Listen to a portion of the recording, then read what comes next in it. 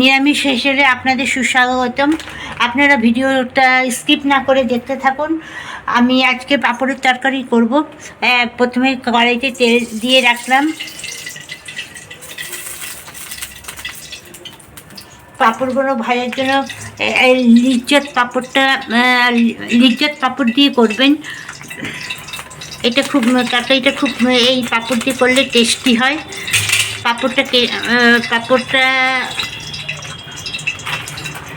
পাঁপড়টা piece piece করে কেটে নেব।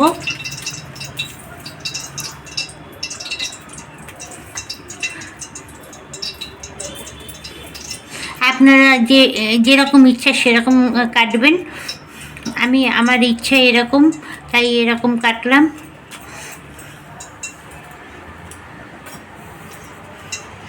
কেটে রাখলাম। এখন পাঁপড়গুলো অল্প অল্প করে দিয়ে ভাজবো।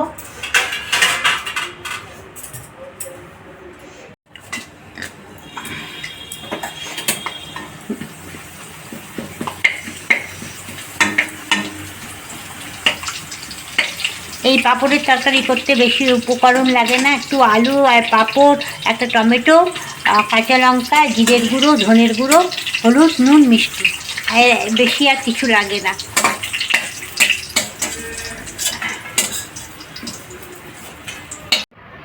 আলুগুলো এরকম করে কেটে একটু ভাপিয়ে নেবেন, একটু নুন দিয়ে ভাপিয়ে দেবেন। বেশি সিদ্ধ করবেন না, গলে যাবে তাহলে। এতে গরম মশলা কিছু দেবেন না, একটু সামান্য জিরে ফোড়ন দেবেন। জিরে ফোড়ন দিয়ে আপনি আলুটাকে একটু ফ্রাই করে নেবেন। নুন দেব, সামান্য একটু নুন দেব যাতে তেলগুলো না ছড়িয়ে যায়।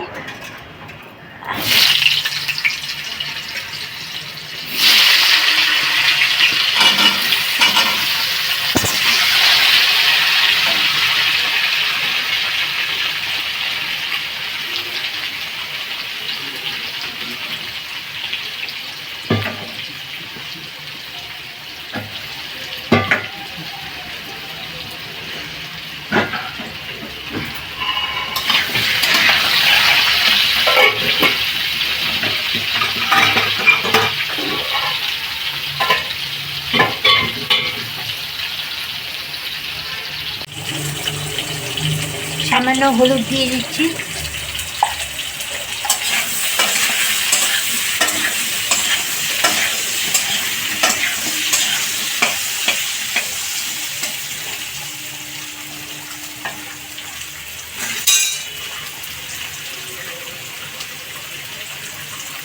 টমেটোটা একটু গেটারে ঘষে নিয়েছি। অসময় টমেটো তো মিশতে চায় না।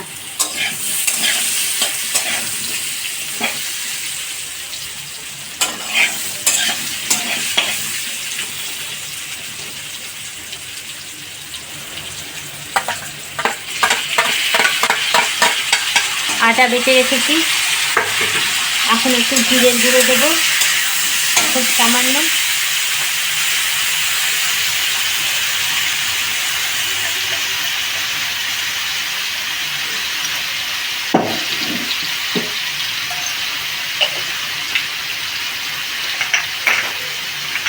একটু ধনের গুঁড়ো দেবো।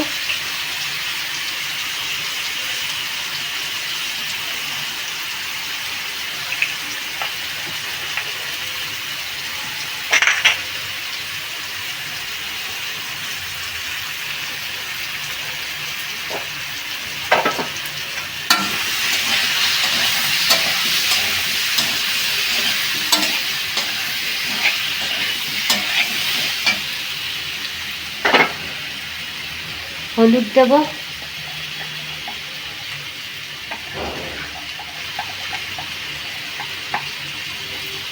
আপনারা ইচ্ছে করলে শুকনো লঙ্কার গুঁড়ো দিতে পারেন, যে যেরকম ঝাল খায়। আমি শুকনো লঙ্কার গুঁড়ো দিয়ে করব না। আগের ভিডিও আমার দেখেছেন পিনাকি রঞ্জন দে, ওনাকে আমার ভিডিও দেখার জন্য অনেক ধন্যবাদ।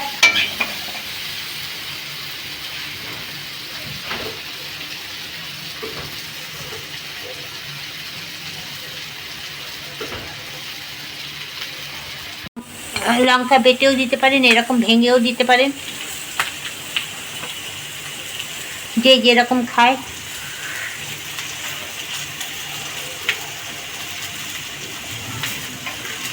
এবার আদা বাটা দিয়ে দেবো, একটু সামান্য গরম জল দিয়ে কষাবো।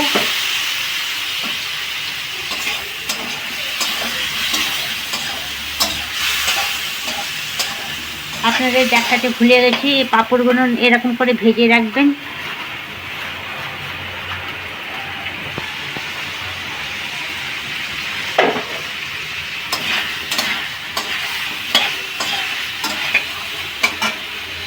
নুন দিয়ে দেবো যাতে তাড়াতাড়ি সিদ্ধ হয়ে যায়, আলুর মধ্যে নুনগুলো যাতে ঢুকে যায়।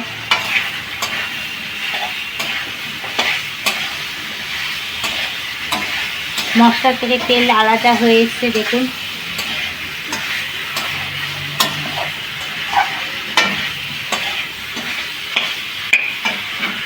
আর একটু জল দেবো।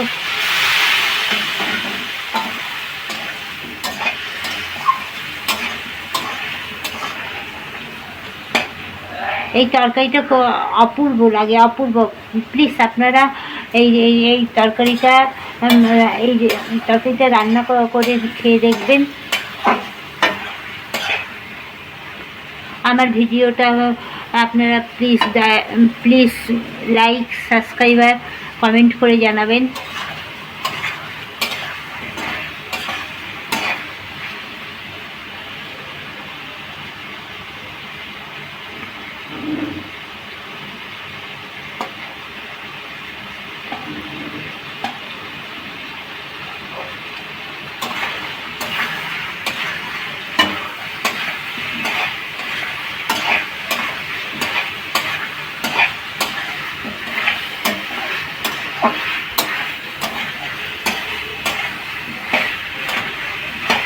আপনারা কমেন্ট করলে আরও নতুন নতুন ভিডিও নিয়ে আসতে পারবো আপনাদের সামনে।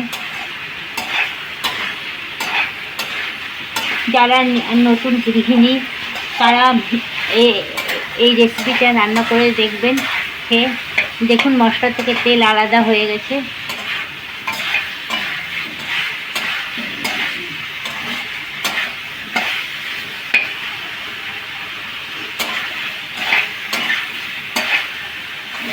খুব অল্প সময়ের মধ্যে তরকারিটা হয়ে যায়।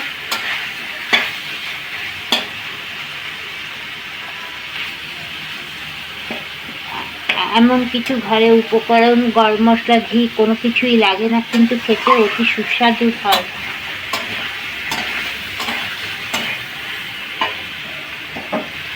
এবারে একটু তরকারিতে গরম জল দিয়ে দেবো।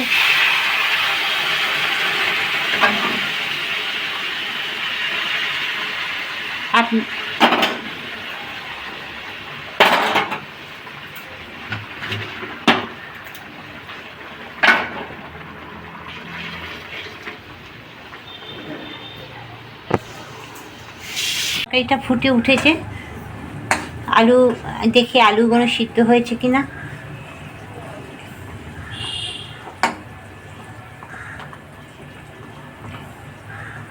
আলু সিদ্ধ হয়ে গেছে, একটু সামান্য মিষ্টি দেবো। এবার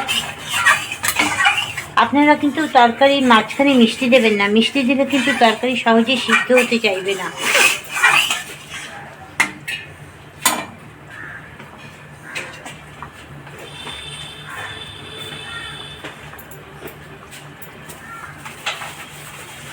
ব্যালেন্স রাখার জন্য একটু মিষ্টি দিয়ে দিলাম।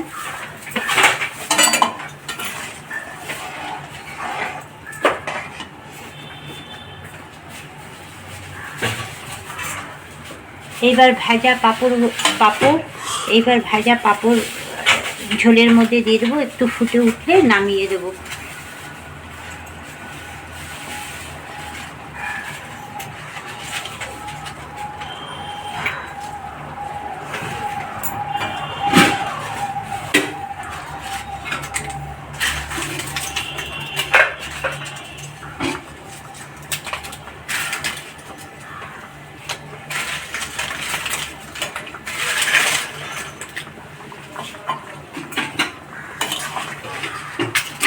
ঢেকে রাখবেন।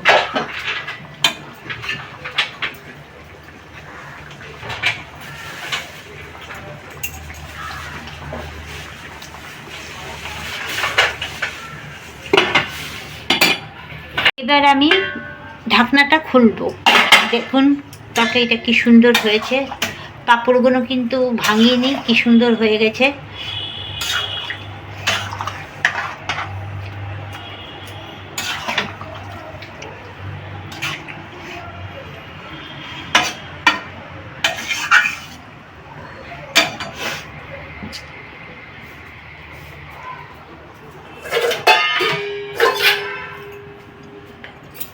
এবার তরকারিটা বাটিতে তুলে নেব।